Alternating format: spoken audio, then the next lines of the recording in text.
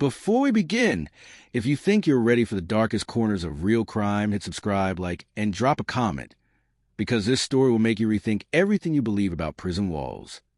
The sirens started long before dawn. Their echo rolled to the narrow industrial district on the west side of the city, bouncing off steel warehouses and abandoned loading docks. At 5:12 a.m., detectives arrive at a crime scene that made no sense. A warehouse gutted by fire, a black SUV abandoned outside, and inside the ashes, a single phone vibrating nonstop, as if begging for attention. Detective Rowan Hale slipped on gloves as Hayes drifted from the smoking rubble. He crouched beside the phone. The screen glowed with a message notification that repeated every 10 seconds. Deliveries confirmed. Now send the order. Rowan stiffened. Orders from who? And who was delivering to a burned-out warehouse? Fire crews hadn't yet uncovered evidence of victims, but the pattern felt wrong. The building was empty, too empty. Not a single footprint tool or scrap of packaging. Whoever had been here walked away like ghosts. The fire seemed intentional, controlled, meant to erase something. Or someone. Rowan turned to the forensic officer. Any security footage? None, she answered. Cameras were removed clean. But the SUV has plates, registered to a man already in prison. Rowan's jaw tightened. That detail would begin the unraveling of one of the strangest criminal operations his department had ever faced. The SUV belonged to Darius Keene, an inmate serving 20 years in Ironwood State Penitentiary. The name alone stirred unease among officers. Keene was known for gang ties long before he was locked up, but he'd supposedly been isolated after several violent incidents behind bars. According to prison records, he had no communication privileges beyond legal calls. No visits in 2 years. No access to devices. Yet here was a vehicle in his name, parked outside a meticulously wiped crime scene, linked to a mysterious message system giving instructions like a commander overseeing operations. Rowan and his partner, Elise, drove toward Ironwood with tighter silence than usual. Elise finally said, "You know what this means, right? If Keene is connected, it didn't happen from the outside." Rowan stared ahead. "Yeah, which means someone inside Ironwood is running something bigger than we ever imagined." When they arrived, the prison warden met them with stiff annoyance. "You're wasting your time. Keene hasn't had outside contact in months. He's in a restricted block. There's no way." Rowan cut him off, then explained his vehicle at a crime scene. The warden's face paled. They were led through layers of metal doors, down a long, echoing corridor where the fluorescent lights flickered just enough to feel intentional. When they reached the isolation unit, guards opened a solid steel door, revealing Darius Keene sitting calmly on his bunk, hands folded, expression unreadable. He didn't react to the detectives. Not a twitch. Rowan stepped in. "Keene, your SUV was found at a warehouse fire. Mind telling us how that's possible from inside a concrete cell?" Keene smiled. Not wide, not friendly. More like he knew something Rowan didn't. Something he couldn't even guess. "I don't drive anymore," Keene said softly. "But people borrow things. People follow orders." "Orders from who?" Keene looked up slowly, eyes cold. "Detective, you think prison walls stop anything? You think men in here are powerless? You're investigating the wrong direction." Rowan leaned forward. "Then point us the right way." Keene didn't answer. Instead, he nodded toward the ceiling, or maybe the cameras, or maybe something else entirely. It was impossible to tell. Elise broke the silence. "We found messages. Someone was expecting instructions." Keene's smile widened ever so slightly. If someone's asking for instructions, detective, they already know who to ask. Before Rowan could push further, an officer rushed in, breathless. "Detectives, you need to see this. Right now." The three of them hurried to the security office. Screens flickered fast as data streamed across them. A guard pointed at one feed. "We traced the phone from the warehouse. Whoever controlled it logged into a messaging network inside this prison block." Rowan's blood ran cold. Inside the prison. Inside the restricted wing. Inside a system never meant to be accessed. Elise swallowed hard. "So, someone on the inside is running operations." The guard shook his head. not someone. He zoomed in on a digital signature, repeating through the network. A symbol appeared, a simple blue mark shaped like a slash. Rowan whispered, "It's a gang insignia." The room fell silent. Then the system flashed again, revealing a chilling line of encrypted text. Phase 2 begins tonight. The message on the monitor kept flashing like a heartbeat. Phase 2 begins tonight. Officers scrambled, radios crackling across the prison network. But Rowan saw something the others didn't. The timestamp. The message hadn't been sent seconds ago. It had been sent hours earlier. Phase 2 might already be in motion. Elise leaned closer to the screen. "Can you trace where it originated?" The tech officer's fingers flew across his keyboard. It's bouncing through layers of rerouted access points inside the prison. Someone set up a network within the network. A hidden system, Rowan said, inside a maximum security facility. The warden's face drained of color. "That's impossible." Rowan turned sharply. "Nothing is impossible anymore. Not in this building." They sprinted back toward the restricted wing, guards tightening security around the corridors, doors clanging shut in rapid succession. The fluorescent lights hummed sharper than before, buzzing like an electrical warning. Keene still sat motionless on his bunk. But when Rowan entered, he noticed something different, a faint smirk like he could feel the panic moving through ironwood. Rowan stepped forward. "What is Phase 2? Keene didn't lift his gaze. "You're late." Elise slammed a hand on the metal table. "Tell us what's happening right now." Keene slowly raised his eyes. "Detective, you're walking through a maze built long before you arrived. And every turn you take, you're exactly where someone wants you." Rowan fought the urge to snap back. Losing control was exactly what Keene wanted. He took a breath. "You're orchestrating operations outside these walls. Someone is carrying out your orders. Who are they?" Keene shrugged. "You're assuming I'm in charge." A guard burst through the doorway. "We've got a situation. Block C. Power surge. Cell doors malfunctioning." Elise froze. "Cell doors malfunctioning?" The alarm blared across the prison. Red lights washed over the halls, and the air filled with a metallic roar of heavy doors grinding open and shut. Rowan and Elise followed officers toward Block C. The atmosphere changed instantly, hotter, louder, charged with panic.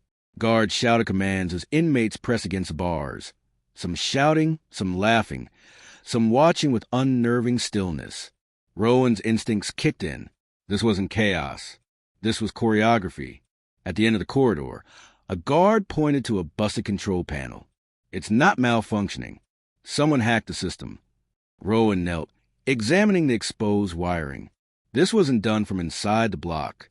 This was done remotely. A prison tech stepped up behind him. "Detective, the hack came from a device connecting through the internal network. But whatever they're using, it's not in any of our records." Elise swallowed hard. A phantom device. Before anyone could react, a loud crash echoed from the far corner. An inmate, a tall, silent figure with a shaved head, stood leaning against his open cell, watching the officers. Rowan recognized him from case files. Marcus Lyle, former enforcer for the same gang Keene was tied to. Lyle didn't move, didn't threaten. He simply held up his hand, revealing a tiny glowing device between his fingers, a microchip no bigger than a thumbprint. The same blue slash symbol flashed across it. Elise whispered, "He's the one sending signals." But Lyle didn't look at her. His gaze locked onto Rowan. Another crash.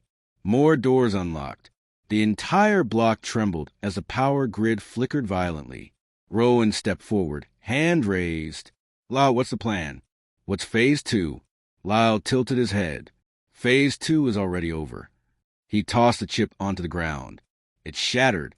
Suddenly the power snapped back. The cell doors slammed shut again, locking the inmates inside. The lights steadied. The alarm stopped. Everything went still. Guards rushed in, restraining Lyle, but he didn't resist. He let them drag him away as if the mission was complete. Rowan snatched up the broken pieces of the chip. What did that thing trigger?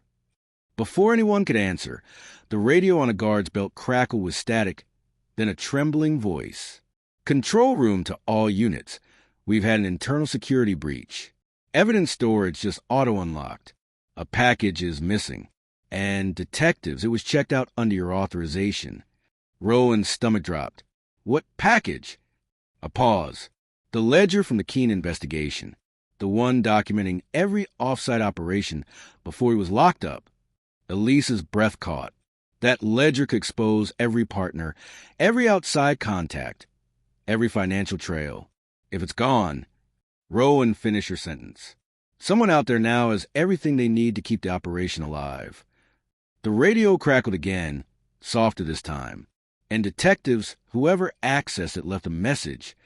What message? Rowan demanded. Static swallowed the first half. Then a chilling whisper came through the speaker. Phase 3 begins when the detectives understand their part. The line went dead. Rowan and Elise exchanged a look. Not fear, not confusion. Something worse. The realization that the investigation was no longer about stopping the operation. It was about surviving it. But he didn't understand it. Not yet. And that terrified him more than the alarms, the hacks, or Keene's unsettling calm. Because every stage so far hadn't been about breaking inmates out or starting a riot. It was about precision, misdirection, and control. Someone wanted Rowan and Elise exactly where they were. Back in the control center, screens flickered between normal feeds and sudden blue distortions. The same symbol they'd seen since the case began. Officers worked frantically to stabilize the system.